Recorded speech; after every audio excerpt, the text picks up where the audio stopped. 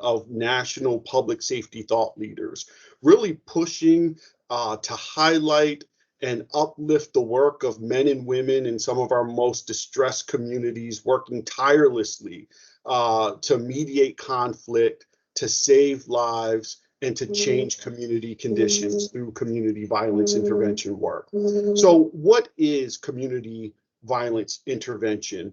Well, a good way of thinking about CVI is that it's an approach that uses evidence-informed strategies to reduce violence through community-centered initiatives. These are multidisciplinary strategies, include engagement with individuals and groups to disrupt cycles of violence and retaliation, as well as the delivery of services that address trauma, provide opportunity, and improve the physical, social, and economic conditions that drive violence within the communities that we serve.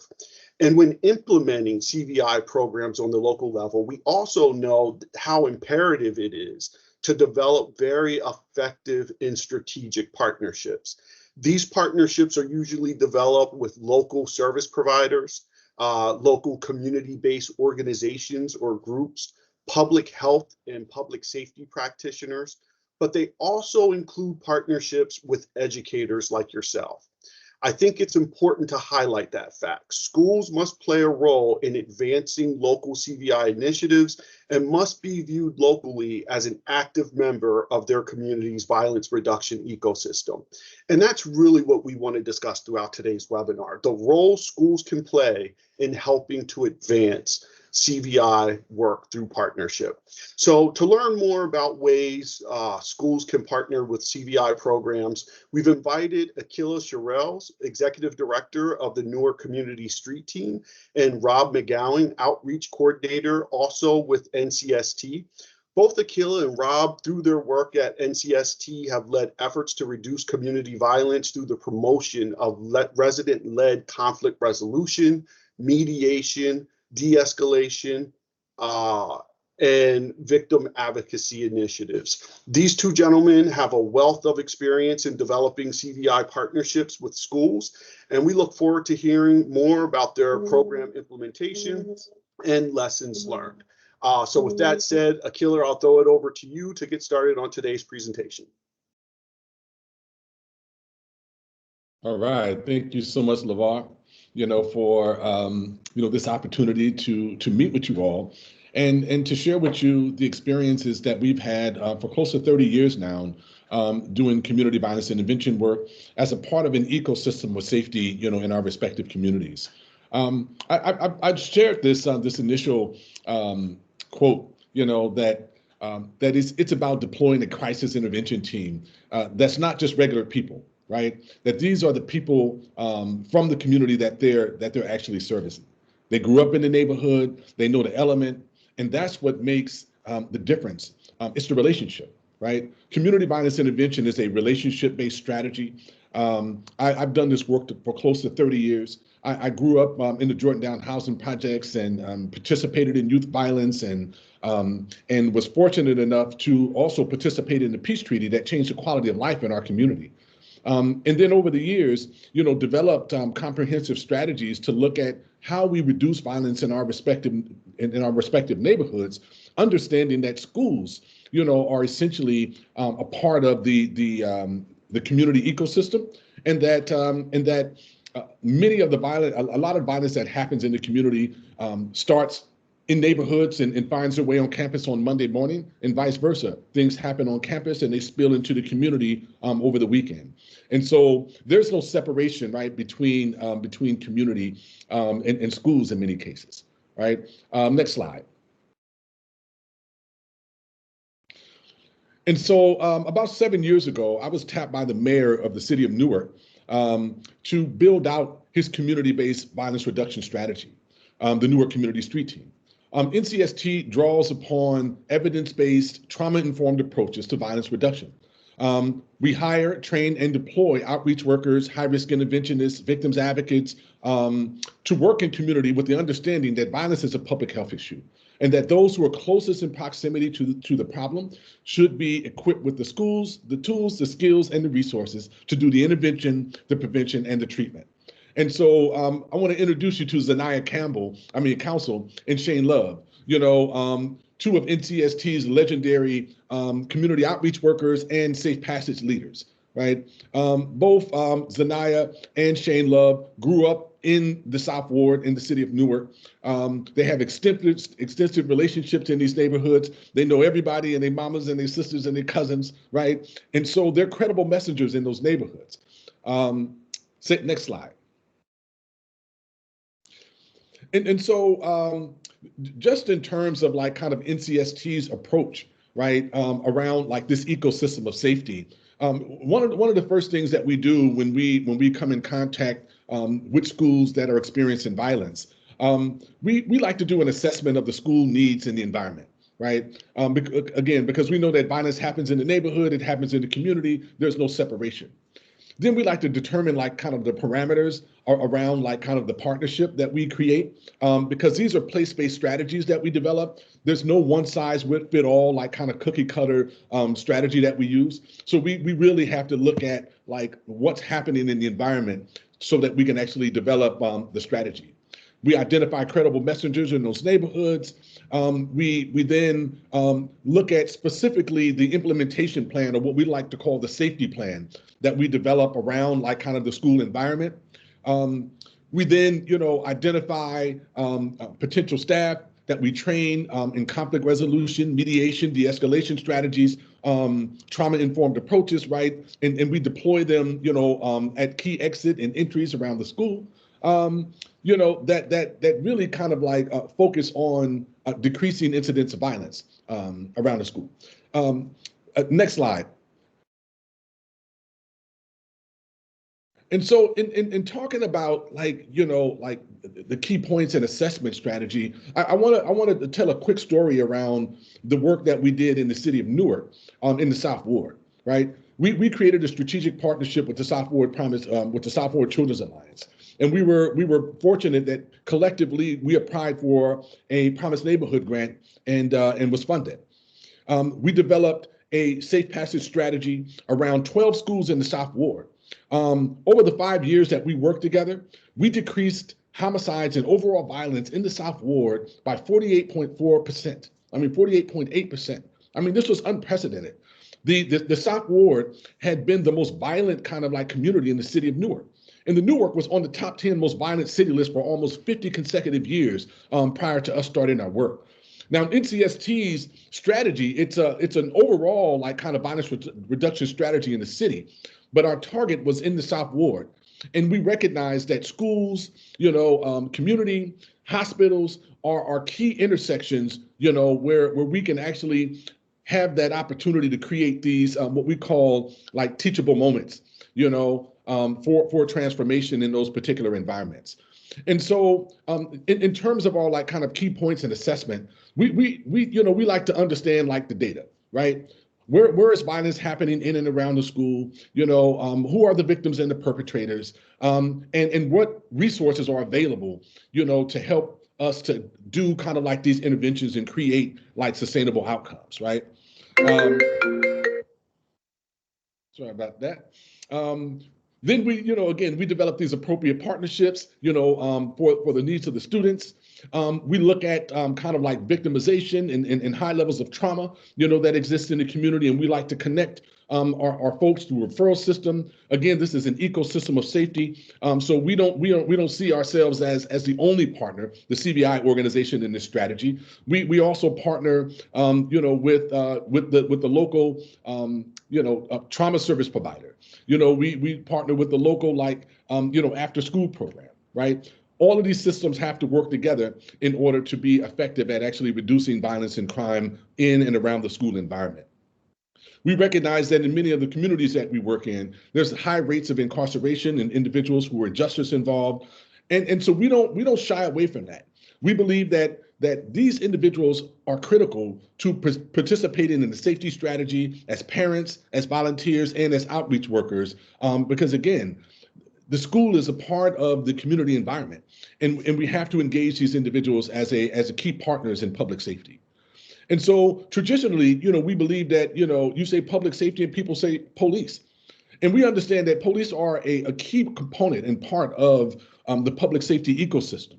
But the reality is that you really can't have public safety without the public. Community will always have more intelligence in terms of what's happening on the ground in terms of violence and conflicts that exist in the community. And so when you have residents who are trained as public safety professionals, they can be a complementary strategy to law enforcement and to school administrators and teachers as a part of this ecosystem of actually reducing violence and crime in and around schools. Next slide.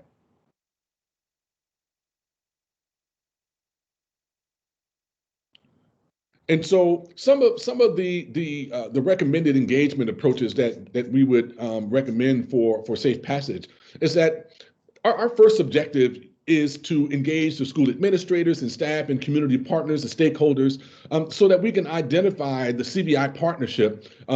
Again, these are place-based strategies that can support the strategy around reducing violence in and around the school. Our second objective is to create a safe passage program that's inclusive of conflict resolution and intervention and de-escalation techniques to ensure the student's safe arrival to and from school. So again, our high-risk intervention team or our community outreach workers at 7:30 every morning are in and around the schools, and then from 2:30 to 4:30 in the afternoon, we're making sure that these kids are going to school safely and that they're coming home safely. And the third objective is that we'd like to, connect with the CYVP team and identify stakeholders to connect with the CVI staff so that we're collecting like every incident that happens in and around school. And we know that schools sometimes don't have the infrastructure to actually collect the data around youth violence and disciplinary, situations. And so we'd like to work with them, right? To put those types of data systems in place because, data informs this overall strategy and approach. And so it's important, as we kind of innovate and advance like kind of this collective work around violence reduction in and around schools. Next slide.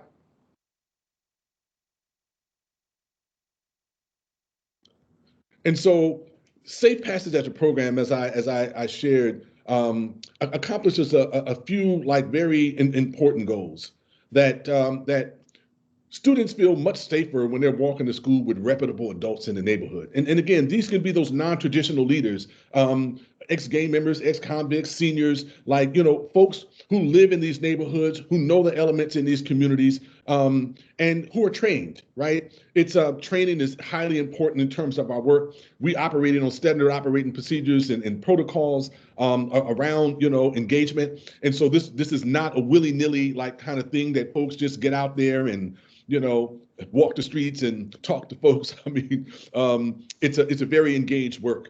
And so training is a highly important component in terms of this work because, again, we want to ensure that our kids go to school safely and that they come home safely.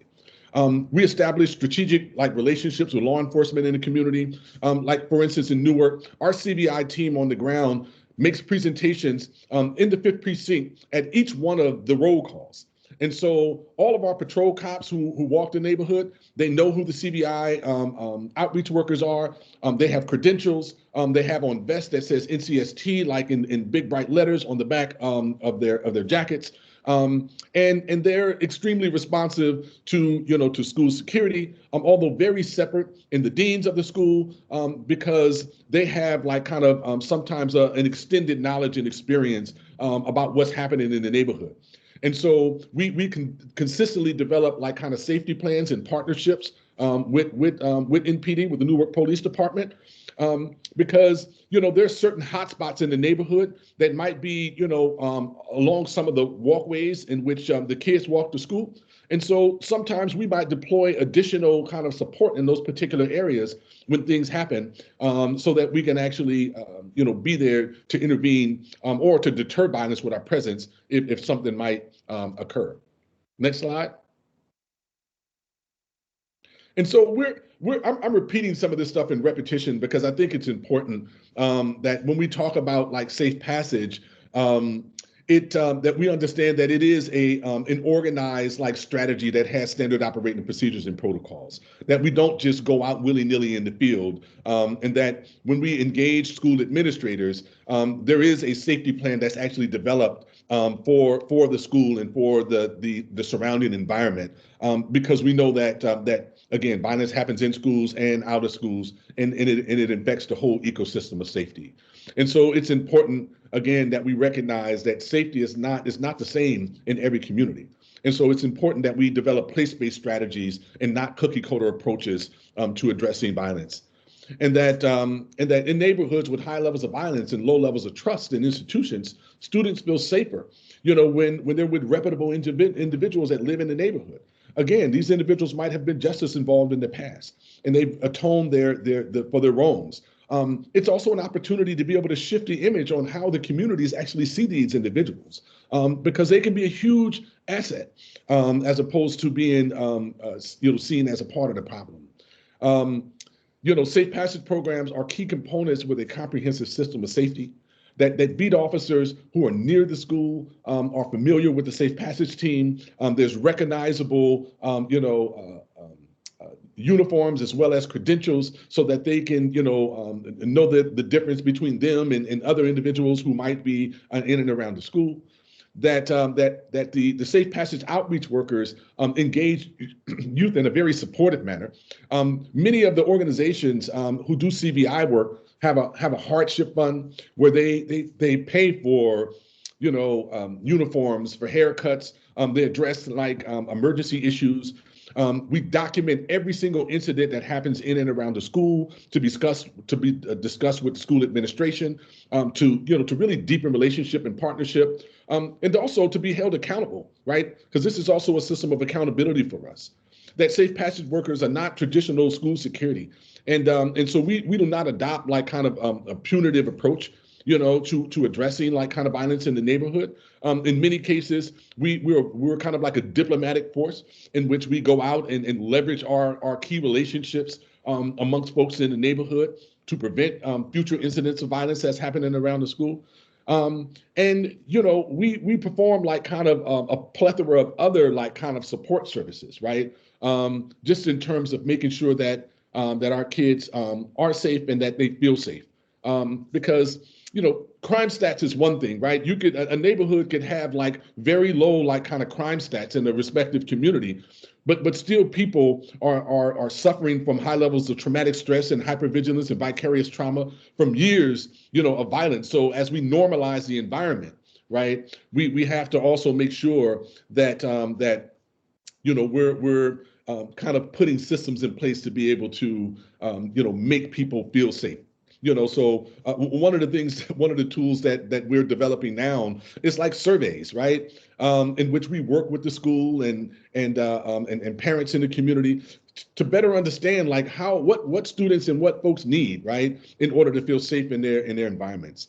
And finally, that safe passage staff that operates can operate within schools as well. We had a situation where there was like a double homicide that literally happened a few blocks from the school, and there were students who attended Shabazz High School who were involved. It was a horrific situation. We were able to do the mediation in the community with our high-risk intervention team. But then the principal at the school reached out to us because some of those conflicts started playing themselves out on the campus. And so we were able to go in and do some restorative like kind of approaches, peer mediation, conversations. We were able to leverage some of the key leadership in the neighborhood, of young folks who are really reputable in the community that students would listen to.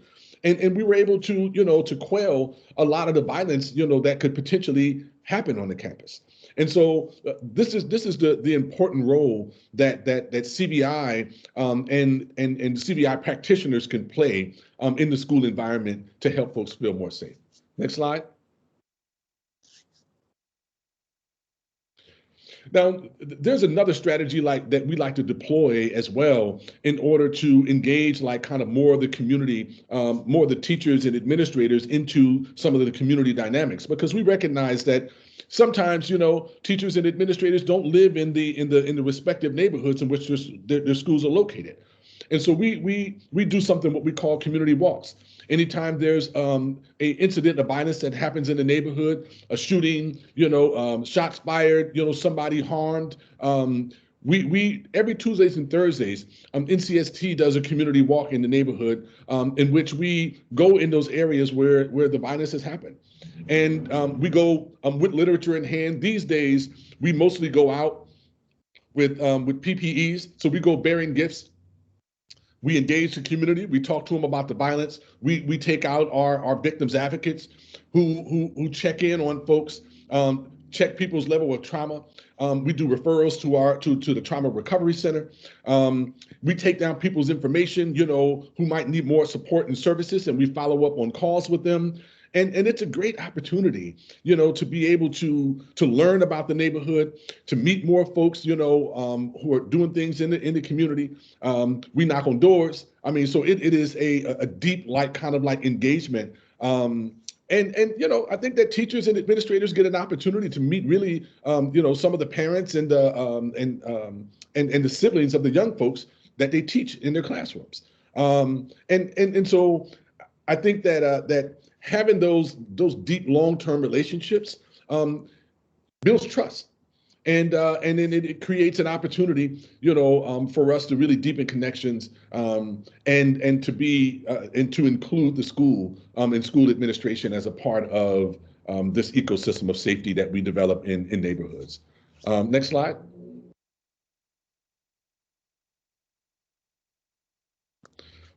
And so there's another strategy, you know, that we also use, right, in terms of dealing with policy issues that affect violence in our neighborhood, called the Public Safety Roundtable. Now, the Public Safety Roundtable is a forum, is a policy forum that we do twice a month, in which law enforcement, community-based organizations, faith-based groups, you know, and you know, residents get together, and we talk about all of the issues that impact safety in our respective neighborhood. Law enforcement gives a CompStat report. They talk about where violence is happening in neighborhoods. The community-based organization, or CVI organization, gives an update, because we also respond to the shootings and shooting hits in the neighborhood. And so we're law enforcement, because sometimes there's a really high threshold in terms of arrest and prosecution, and law enforcement is not always able to gather enough evidence to be able to make an arrest initially. So, you know, the CVI organization, the high risk interventionists, have to go out and mediate those conflicts, and deal with some of the rumor control to prevent retaliations from happening, right? While law enforcement is doing their job around collecting evidence so that they can make an arrest. And we know that arrest doesn't always end the conflict and the problem as well, because there's a correlation between what happens in jails and what happens in community, right? These are like kind of false barriers, like as we're talking about, you know, like the separation between school and community, right? People pick up phone calls. There's technology that exists now that cuts through all of those things very rapidly, right? And so the Public Safety Roundtable serves as a forum so we can talk about all of these issues collectively. You know, administrators and teachers and school staff can learn about like who's in the community doing what, and you know, can utilize this place as a way to deepen connections and relationships and partnerships between community and the schools that they're working in. Next slide. And with that, I want to turn it over to my colleague and partner, Rob McGowan, to talk about the school-wide positive behavior framework. Hey, good morning, everybody. Well, as we think about the holistic strategies that Akila just talked on and just pointed out, you all may be thinking, what are those places and that may be already in place right now that are already happening in our schools? So when we look at something like school-wide positive behavior support, it's been around since about 1998. The second largest school district in the nation, Los Angeles Unified School District, adopted it in 2007. I just happen to be a part of the organization, the community-based organization, who helped get that passed and was part of the implementation that's happening up to today. And one of the tenets of the school-wide positive behavior supports, interventions and supports, is about sharing data with all the stakeholders in the school-based ecosystem, whether it be students, parents, as well as community, residents, and community-based organizations. School-based data may already be there through SWPBIS, but underutilized and not used to the point and in the ways that could be most useful, not only to the school community, but also allowing CBOs and CVI folk to support and help the schools. And schools don't always recognize the value of sharing data with parents, and certainly not with community-based organizations at times. The framework provides opportunities to identify challenges experienced by students, including specific areas on and around school campuses where violence may occur. It also helps to reduce biases in developing strategies to address student challenges that may be rooted in community and or cultural responses to poverty and lack of opportunity, because all stakeholders are at the table sharing their experiences. And the framework can build and deepen relationships with students, parents, and local community-based groups to tap into that wisdom of their lived experiences and the insights into creating safety. So the key point is that CVI organizations can be integrated into this framework. Next slide.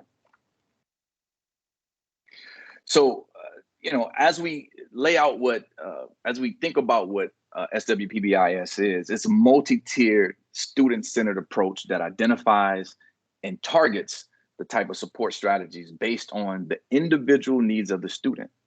And the primary goals of SWPBIS are to reduce problem behaviors within the school that lead to office discipline referrals and suspensions, and to change perceptions of school safety. And that's a key piece. We want to change the perceptions of what school safety is. So how schools implement SWPBIS can be key. Next slide. Now, there's tremendous value in sharing data around disciplinary actions and school violence with CVI. The multi-tiered approach focuses on the need of the students, opportunities to include and involve students, parents, and community stakeholders in the process, sharing data and information relevant to the students and community needs, which provide opportunities for CBOs and CVI. We can identify those students' needs. For example, if a student is being bullied, CVI staff can uncover why those students may be bullied. Sometimes it's as simple as, kids are being teased around their clothes, their uniforms being too small, or pants being too short. If you grew up as fast as I did, you would know that.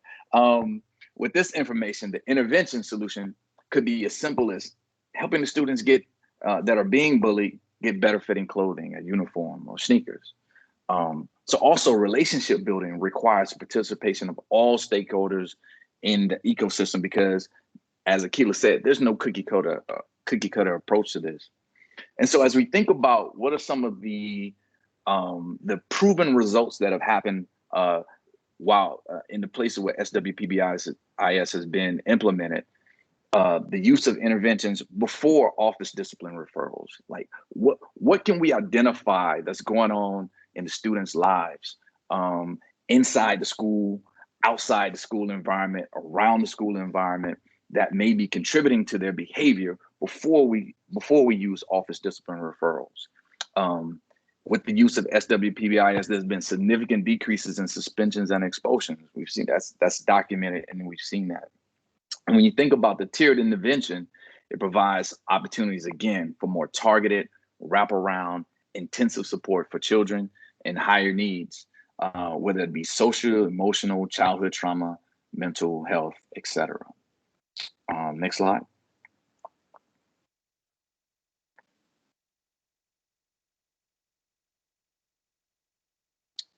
And with that, I'll pass it back to Akila.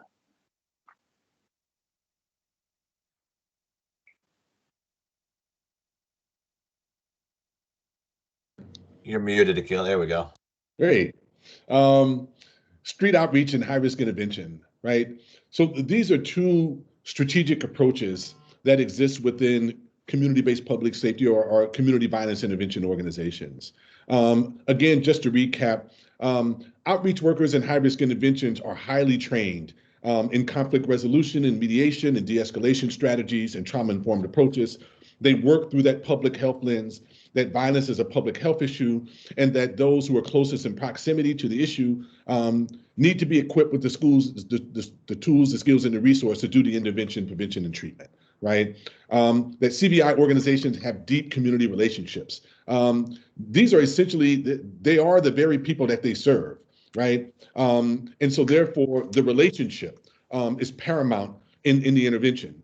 So we're not running out there jumping in the middle of conflicts and fights where there is no real relationship, right? Anybody that's on our team, on our safe our outreach team that does safe passage understands the 4 W's and the H, you know, and they understand that you have to have 60%. This is protocol, you know, standard operating procedures and protocol that people learn through going through PCI-TI, which is the Professional Intervention Community Training Institute, which is one of the best in the country at training boots on the ground how to do this work.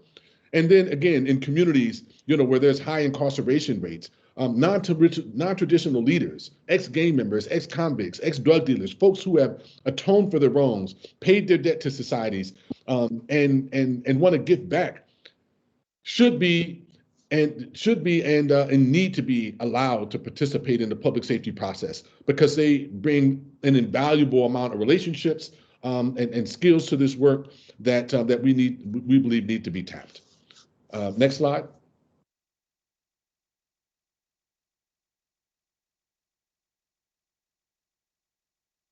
And so here is a representative organizational chart, right, of the ecosystem of CVI organizations that work together, right?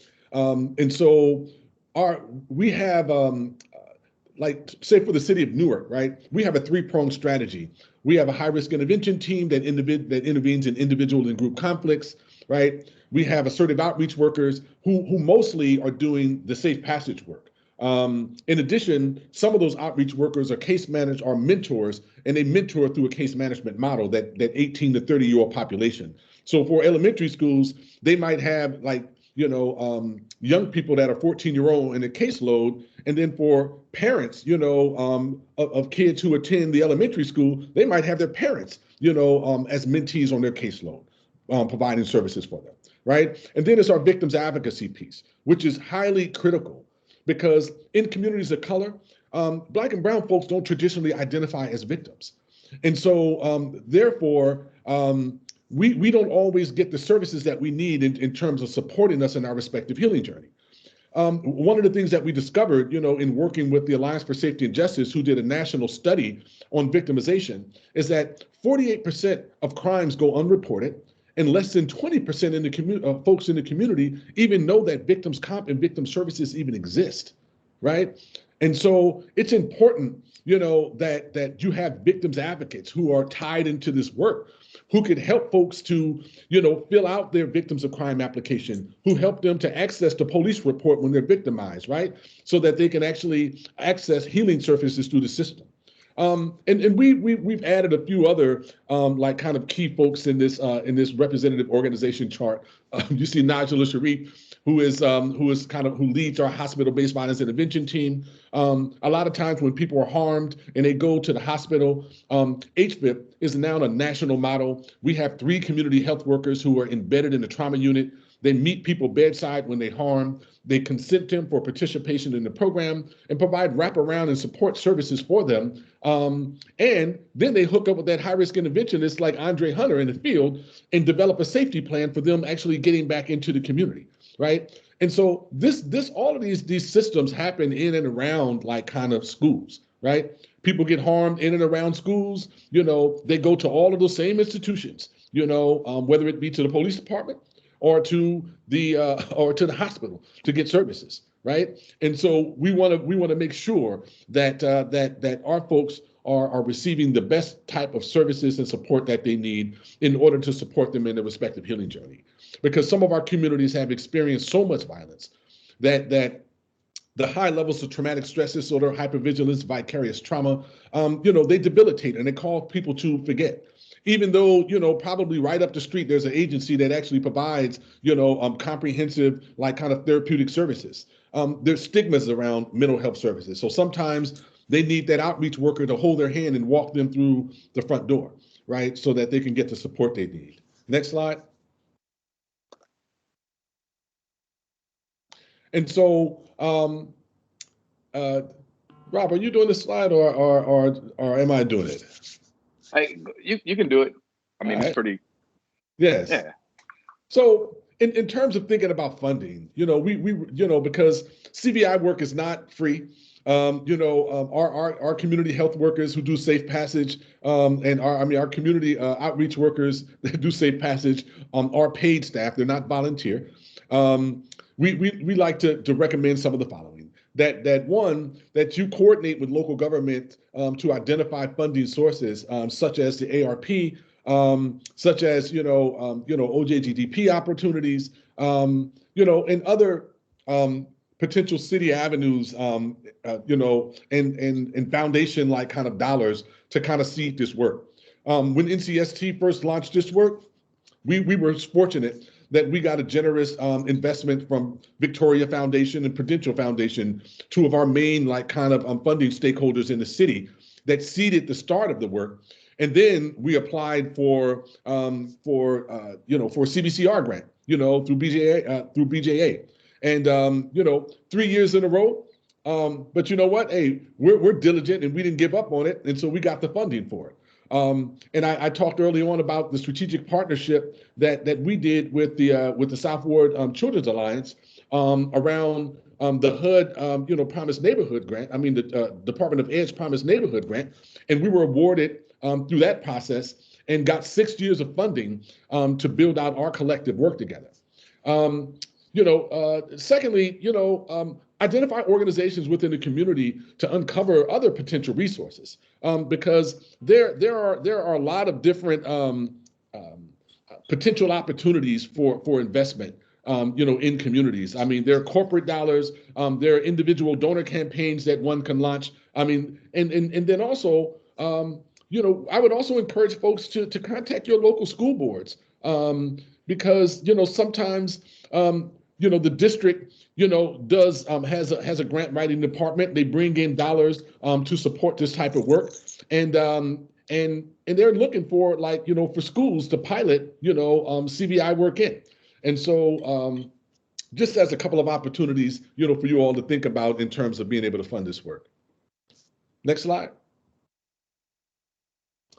And now we'd love to make this this presentation a dialogue where you can ask us some questions and comments and concerns about about the things that we raised in terms of creating these strategic partnerships between community and schools in terms of the ecosystem of safety. That is really great. Thank you guys so much. This was a really great presentation, and sort of I'll give people time to get their screens together and get themselves ready for a question. I'll kick us off though. One thing I wanted to ask, as it relates to the safe passages, when CVI sites are looking to launch a program like that, what are some of the essential components that you would recommend that folks need to really have an eye out for in the beginning of the process? And let me explain what I mean. We come in contact with sites all across the country who want to implement, a number of different programs, right? And sometimes we have to push back a little and say, well, slow your roll a little bit, do some homework, figure out, make sure you have these pieces lined up first before you take that step into trying to implement a program. So from what you know about safe passages, for some of our folks that may be attempting or may want to implement something like this, what are those key pieces that you think they should have in place? And before you answer, I'll just remind folks that Akilah is an SME for your sites. So definitely, if anyone's interested in having some side conversations or some consultation, just always let us know. So again, this work is not free. I have to say, and that that the credible messengers that you engage and hire to do safe passage around this work in respective communities through CVI organizations, it's important that that you develop your own safety plan in terms of the administration at the school, right?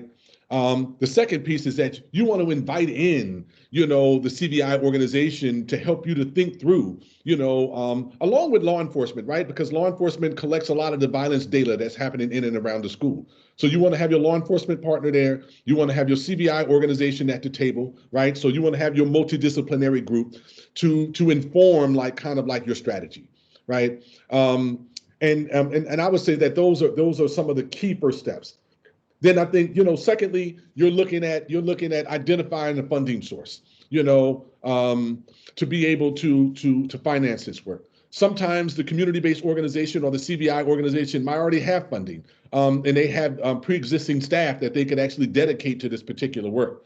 And sometimes, there's a need to and we've done this for multiple schools, like in Newark. They have a particular incident that might happen at schools, and they'll say, hey, can you post some of your high-risk interventionists at the school temporarily while we figure out kind of where we're going to identify resources and everything in order to fund the initiative? I think that then you collectively develop a safety plan, and you're posting, your high-risk intervention, your outreach team at key exit and entries, and ensuring that these kids are going to school and they're coming home safely.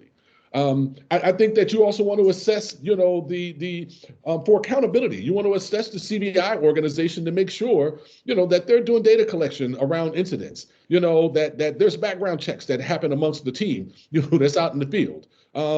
These things are really, really important, right? In terms of assessing your partnership so that you can ensure that the strategy that you're deploying is impactful, is going to have an impact. With CVI organizations, I'll tell you one of the things that we do with everybody that we hire, 100% of the staff that we deploy are live in the neighborhoods in which they serve.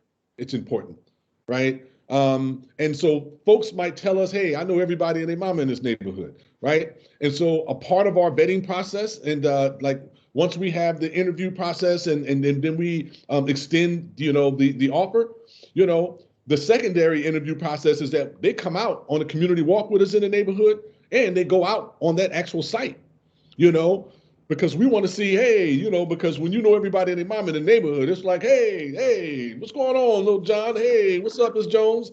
And it makes the difference, because again, it's a relationship-based approach. When it comes to situations that's involving guns and violence, our law enforcement partners are there to handle all the peripheral of that particular work, right? But our hope is to ensure that we don't get to those particular points by doing the intervention and the mediation early on.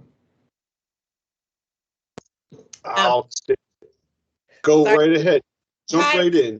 I'm Akila's partner at NCSD and the collective, and I just wanted to add one quick thing, which is to really set up that relationship with your school security team, and make sure that they understand that this is happening, and that because we've seen in schools across the country where the school security team somehow thinks that the safe passage team is deferential to them, and really establish that they're on equal footing. This is a team of professionals who are going to be supporting safety at your school, and just don't leave them out of the discussion, because they can it can be problematic later. I see Dorena, who's one of our safe passage supervisors, nodding her head, so I'm glad to hear that, Dorena. So. Yvette. Hi, I want to say first, thank you for your presentation. It was very informative. So we have a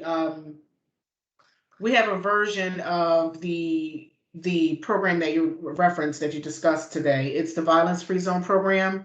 And the model that we use includes the credible messengers.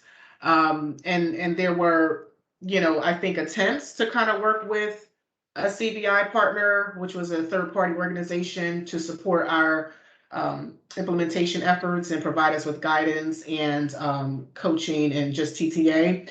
We've since gone in a different direction with the program. We're trying to really give the program its legs and make sure that it has a fighting chance to be successful in our school environment.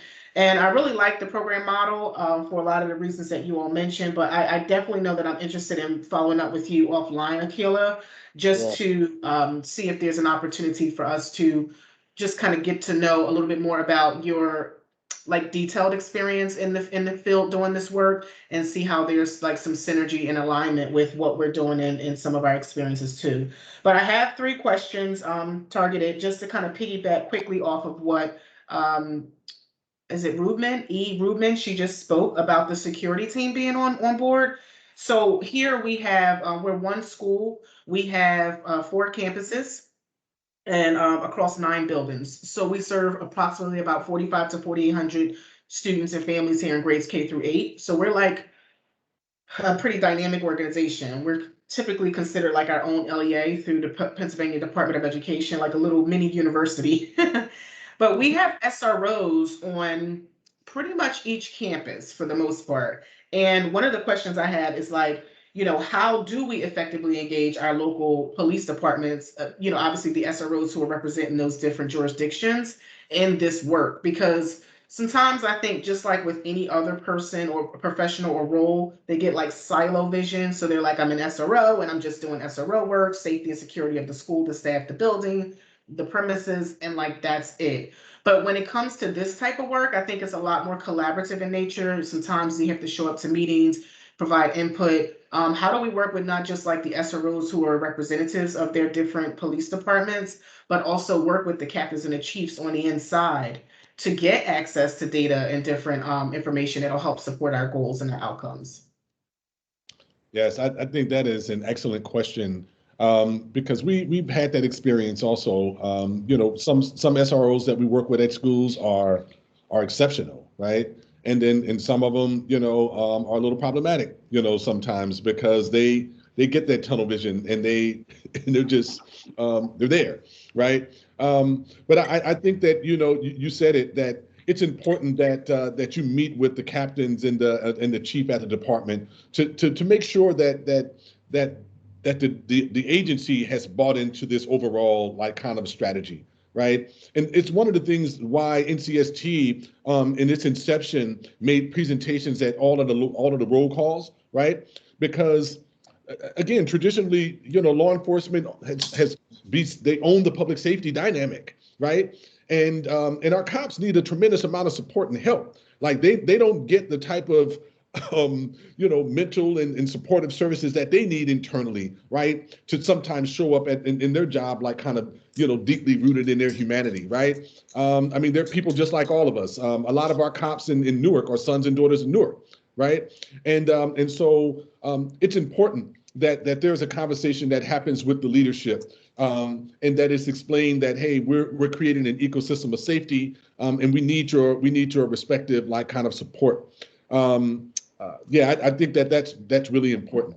And then secondly, I think that sometimes, and I heard you say that you started out with a third party, and then you guys maybe hired your outreach workers now internally within in the school, through the school environment to provide the service. Is that? So a little bit of that is happening now. That rolls into my next question, but you're kind of on both ends of the question. So that's what I was going to ask you next about community recruitment. What are the best practices for that? Because when we initially started this program and we were working with our CVI partner, our former CVI partner, they did make attempts to identify credible messengers from the community. And we had some strong candidates. We only really wound up with one of those candidates just because of different reasons. Some of them had things on their background, criminal history that just weren't acceptable for our school institution, and that was just a decision outside of our hands. And then others just didn't kind of get through that onboarding process. But we do have one very, very strong, credible messenger who is not just from the community, but he's a native of this community and this school community. But one of the things I've noticed since we've been in transition with our CVI partner is that the leadership at the building level at the school, they have since started to recruit like regular staff, if you will. Like these professionals may or may not be from the communities that we really want to have represented to run this type of program. Does that make sense? Yeah, no, absolutely. And we've seen this also happen, pretty often. It is, there are rules, right? And laws Yeah. that prevent people with felonies from working like on school campuses. And so a lot of our work happens around the school, right? In terms of safe passage, because, this is a real issue. And this is why we repeated it like several times as a part of the presentation, that individuals who are justice involved, these non-traditional leaders, in some communities in which we work in, 3/4 of the neighborhood had some justice involvement. And many of the parents, so the parents can't volunteer on campus because they have justice involvement. I mean, it's pretty like, and so we have a system, a policy issue that we have to like kind of collectively address so that we can basically ensure that that we can get the best of the best, like kind of to engage, our systems. But one of the things that we do in the interim is that we do safe passage outside of the school. You know what I'm saying? And then you also vet folks who are credible messengers in the neighborhood as well, for those individuals that you want on the campus until we can have some of those real policy conversations and have those changes. You do exactly what you're doing. I think that you guys are taking the right approach, in terms of the work. The other piece I think is training, right? And investment in the CV and the local CVI organization. I know a lot of times, and this is why I say this work is just not free. We want these credible messengers to leverage their relationships and their time to mediate conflicts, to be responsive to the school. We don't want to pay them, and we have to pay these individuals because if you want the best out of them, we have to pay them. E? And this, and I also direct this to you. You talked about that development of a safety plan. Are you recommending that safety plan is an extension of like an existing school safety plan, which we have, that's a state mandate, or would you recommend that it's a standalone document for the program only? No, it's an extension of your existing safety plan, Okay. right? Yeah, so you want to have, again, the school requires you to have a safety plan, for the school environment, but you want to have an extension of that, that includes, the communities in which you're working in. Because again, some of our schools are in very violent communities. And so we want to make sure that hey, law enforcement has a plan around safety. CVI organizations have a safety plan. So you want to have an integrated strategy, that takes into account all of those documents.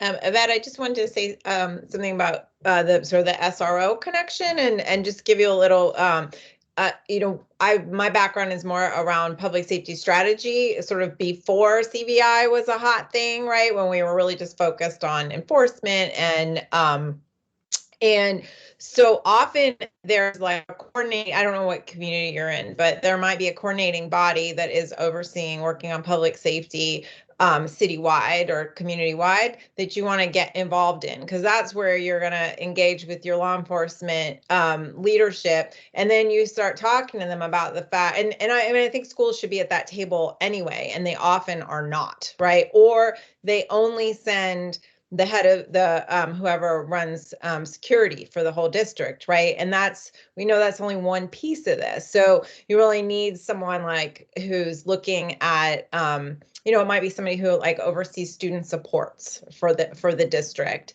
Anyway, so I would just say like recommend getting involved in those broader safety discussions that often schools are left out of. or they don't think to include themselves and get inserted in those. And then that's also a great place to have access to data that you need. And I have found that a lot, that the schools are just they're not aware, they're not getting the data that they need to understand the security safety issues around their school.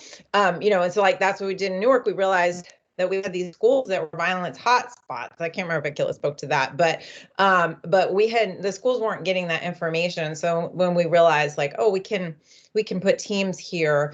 And so just and I often speak with schools and they're like, they don't really have an analysis of in the community wide, who are the responsible parties and who are the victims of violence, right? Folks will often say like, oh, we have a youth violence problem, but they've never received any public safety data from about like to actually tell you if you have a youth violence problem, that kind of thing. So I think getting those big picture conversations is useful. I hope that's helpful. That was extremely helpful. Thank you, E. Other questions, comments, concerns that people have? Thank you, Akila.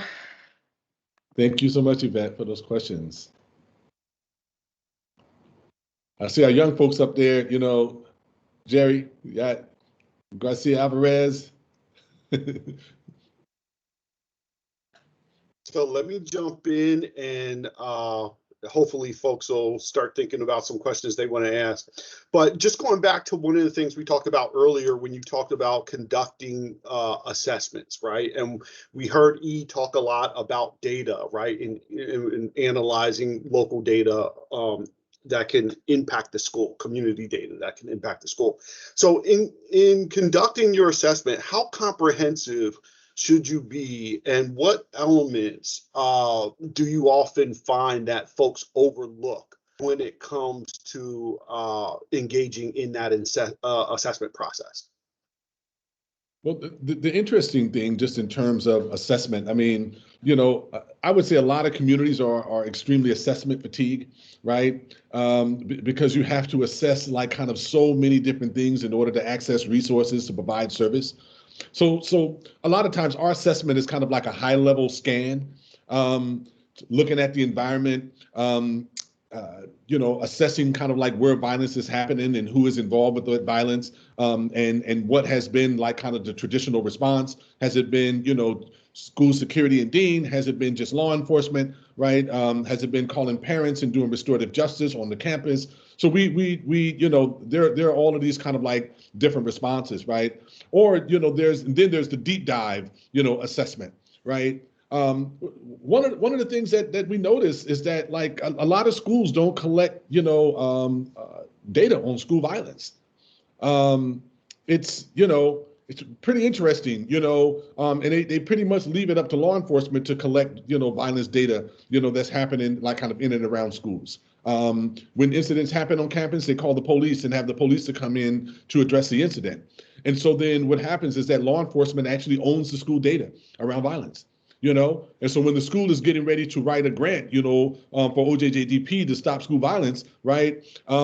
They don't have the data, they got to call law enforcement or to the local institution to be able to access the data to provide services on their own campuses, So this is one of the things that I think a lot of schools overlook, that it's really important that you collect your own data and that you own your own data. And if law enforcement is collecting your data, that you have like kind of specific data sharing agreements on the front end. Because it's important in terms of, applying for state, city, federal dollars. We, as a community-based organization, we've run into that roadblock as well. Because, if your law enforcement agency is not robust and have like kind of real strategic partnerships with universities and have embedded criminologists and stuff like that, you might not, be able to collect the type of data that you need in order to report, right? And so these things are extremely important, right, in terms of that relationship around data and evaluation, right, and assessment. And so I think that like for us has been one of the things that has consistently showed up. In terms of like kind of creating partnerships. And I don't know if if maybe E can say more, or Rob can say more about like why schools don't traditionally kind of collect like kind of data around violence incidents on campus. But I know that that has been a huge barrier to being able to bring in resources to support like kind of CVI work to do, so it was like we were fortunate in terms of our strategic partnership with Southward Children's Alliance to do the Promised Neighborhood Grant. And we applied for this grant for 2 years in a row, maybe 3 years, before we actually received the first round of funding. Because I think that one of the things that we had to do was we had to make the case. And sometimes, anecdotal, like kind of like, assessments of violence that's happening in and around schools is not enough to be able to secure, like kind of federal investment. I saw Rob hands go up. Yeah, I just want to add to that conversation. When we think about the on-ramps to collecting data, I think that's why, as organizationally, when we looked at SWPBIS and the structure in itself provide the opportunity, because you're supposed to be collecting data, right? You're supposed to be collecting disaggregated data, not only about who, what, age, grade, time of day, location. So these are all data pieces that you can kind of look at as a group. And not only are you supposed to be collecting data, you're supposed to be sharing that data, right? So again, that's why we highlighted the framework, so that it's an entryway to not only collect the data, get a clear picture of what's going on the campus, but also be able to connect to those CVI groups and community-based organizations that are part of the school ecosystem, that could be a part of the strategizing and coming up with solutions. That is great. Thank you, guys. And another piece that I found really interesting in your presentation was the whole concept of the public safety roundtable, right? And again, this is something we encourage all of the folks we work with to engage in, have some type of, whatever you call it, cross-sector partnership that you bring together periodically, task force, whatever you want to call it, but make sure that you're making sure you're convening partners around the table. So one of the things I wanted to find out is, who are those essential partners you need to coordinate with to kickstart a public safety roundtable initiative? And can you guys let us know, like, what are some standard agenda items that you feel are important to constantly refer back to through that process? E? Yeah, I wanted to say a couple things. First of all, that I just wanted to make a distinction between what I spoke about earlier, which is like a coordinating body around public safety that tends to, and full disclosure, I coordinated the one for the city of Newark for a long time and have done that in other places. So, and that's where you have like, you do have the sort of C-suite level folks who work on safety and security, like really coordinating broadly around safety. And that is the one that I really recommended, that schools have a presence, whether it's a district level or individual schools that are experiencing violence. But then the public safety roundtable is a different forum that is really rooted in equity, right? And I think that that's like a really important thing to help frame when you're talking about who comes to the table, right? So it's really everybody who has a role in that community. So like it could be we have individual teachers who have a break, residents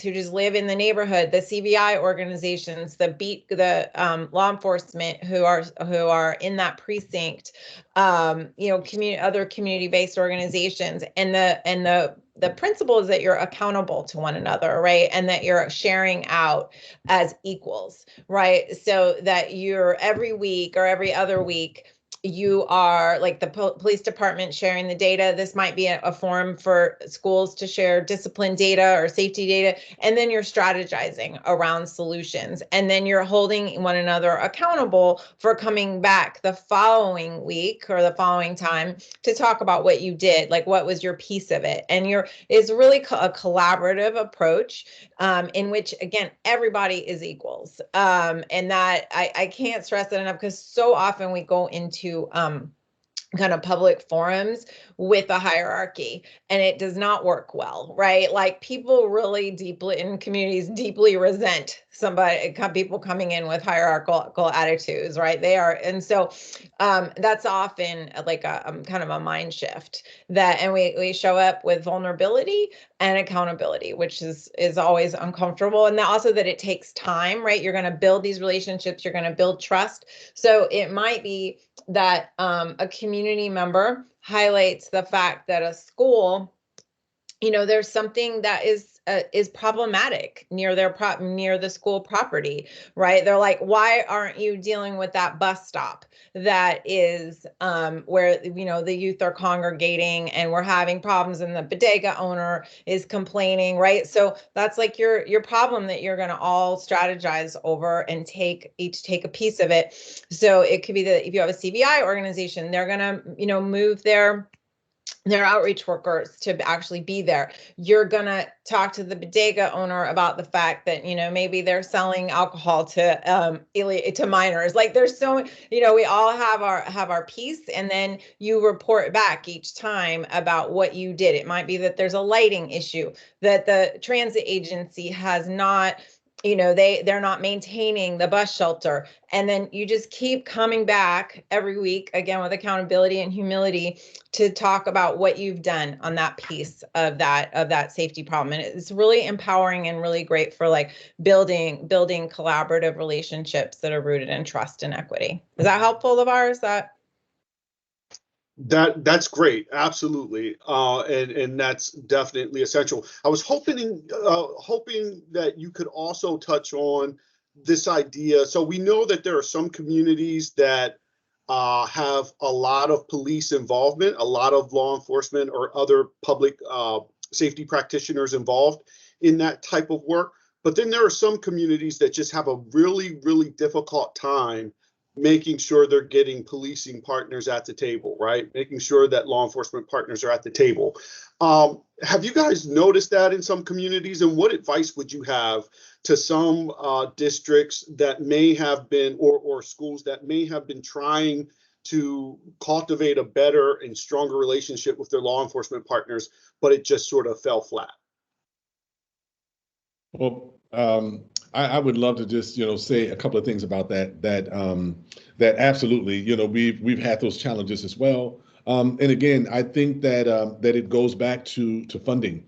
A lot of law enforcement agencies, are strapped, for dollars, and they're spread pretty thin, in some cases.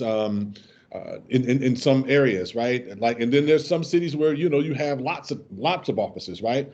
But in most cases, I mean, in a lot of cases, police departments are pretty stretched pretty thin, and so this is why, again, in terms of to Rob's point about data collection and sharing data, that you can create comprehensive strategies and you can apply for grants together, so that you can bring in resources that fund your local officer. Maybe you got them a quarter of a time, through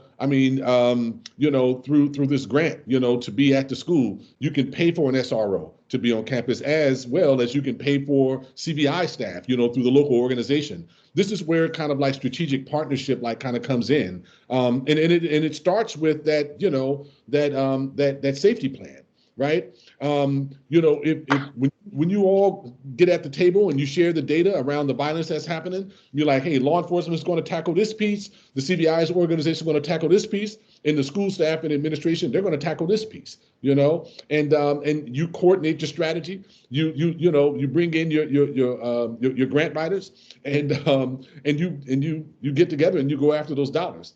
And then in situations where you're over policed, right? You have situations where schools are like, hey, we have we haven't over like kind of we're overutilizing law enforcement to address like situations. Again, I think that that's also, you know, a part of your safety plan, in this multidisciplinary approach that you're taking to safety, because you have to assess, like, is this benefiting, you know, the community and the school environment, or is it challenging it? You know, so you have to look at both sides of the coin, so that you can say, hey, maybe, you know, we're gonna hire additional CVI staff, and we're gonna have our law enforcement partners on the peripheral, you know, because people are challenged, you know, by the presence of law enforcement. I mean, I think that that both of those strategies can actually work.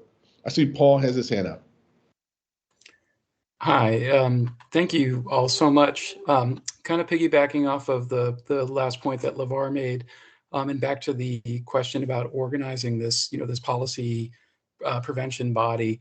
I'm wondering if you could speak a little bit more about kind of in terms of readiness, community readiness to organize at that level, and maintaining a balance of equity where, you know, maybe there's silos of groups that have been, you know, aware of it, championing, trying to organize, and at the same time, there may be a perception where, you know, police involvement, you know, in order to get community members involving police at too early a stage might actually be a deterrent to really engage community members that really do need to, you know, kind of be involved at the level that I think that that E was speaking about. So I'm wondering if you could speak a little bit in terms of community readiness and how to organize in a way that maintains, you know, starts with an equity lens and builds on that.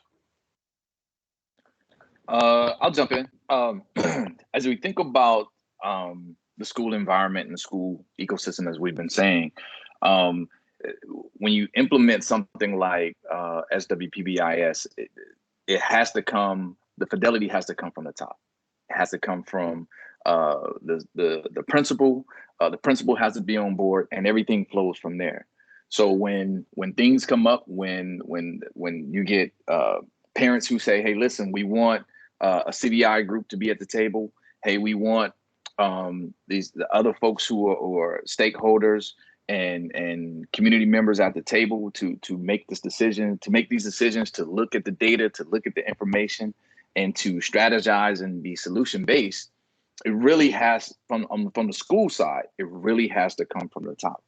And what you usually find is that you know, engaging with certain school districts, period, you know, there may be a narrative about, you know, negative narrative about parents, right? So negative narrative about school-based, about community-based organizations or with CVI organizations. But when they're in the room, the conversation shift, right? I've been in situations, you know, in meetings or whatever, to where, you know, on one hand, if I'm talking to school administrators, they speak one way, but if parents are in a room, they speak another way. And, you know, the best thing is when you have these regular meetings that are happening, where you're regularly looking at data, you're regularly collecting data, you're regularly looking at solutions, then something happens. You start to learn more about each other, empathize, and have more patience with one another.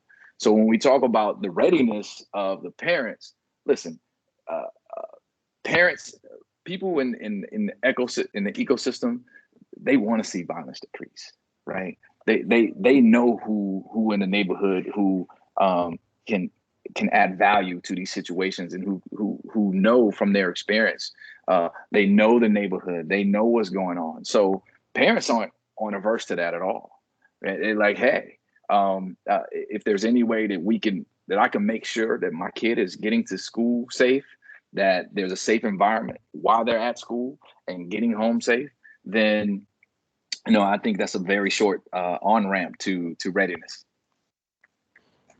And so, Paul, I think you're asking, like, what if you know, just the presence of law enforcement would deter families from participating, right? Is that right? Yeah, and I mean, I feel like I've first of all, thank you for that response, Rob. That was like really, I'm processing it. It was a lot of interesting information, but I've never worked in a community where that wasn't the dynamic, right? And so, and I think, you know, if you really think that like your first meeting, you shouldn't have law enforcement there, then you should, then don't do it, right? But what's gonna over time change the dynamic is when you invite them to come within this frame of equity and accountability, right? That like, and you know, we that's why I love a strong moderator, right? Who will maintain that frame that like, no, we're all here equal, because you know, institutional partners, no matter what the institution, they often are used to just rolling in a room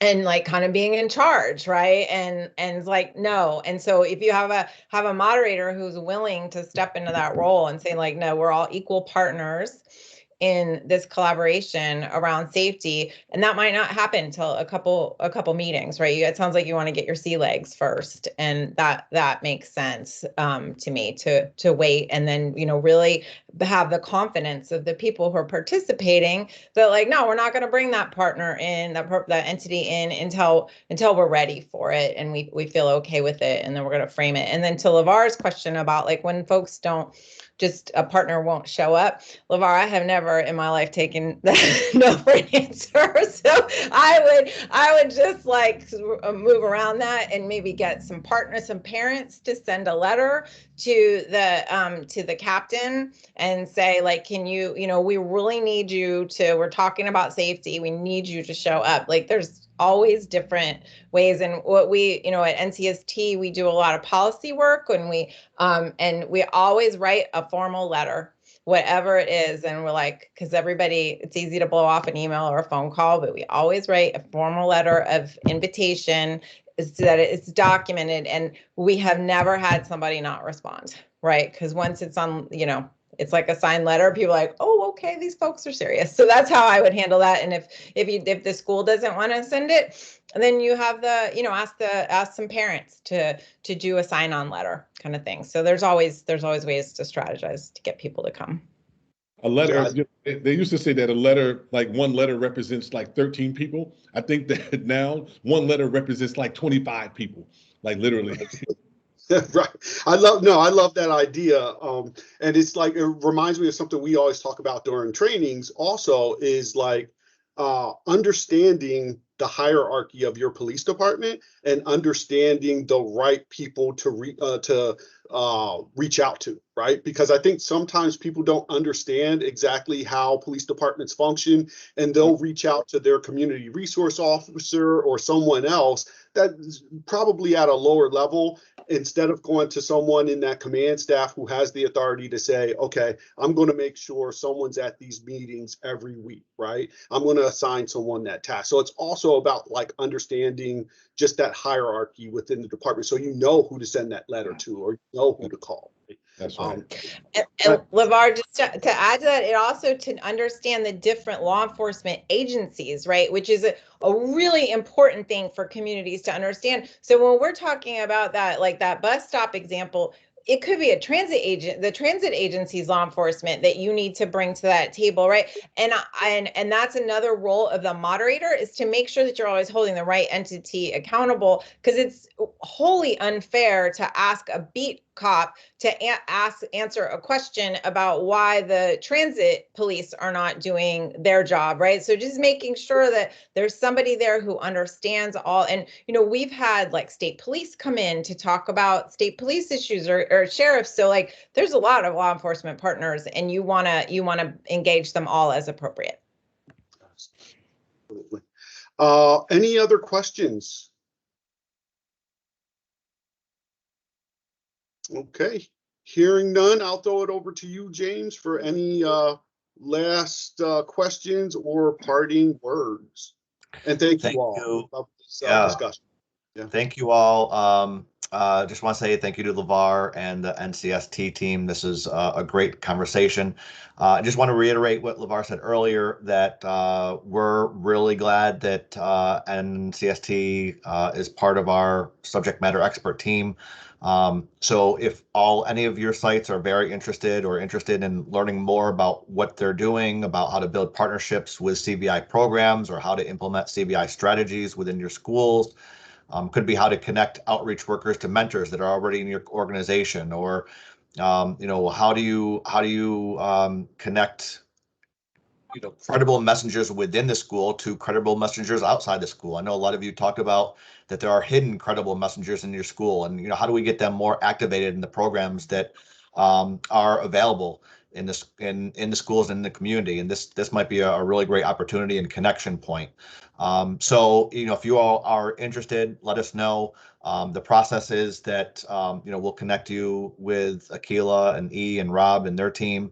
They'll do an assessment, have a conversation with you all, kind of learn where you guys are at currently, what you all hope to learn more about, and how they might be able to provide trainings and support to your school and your team.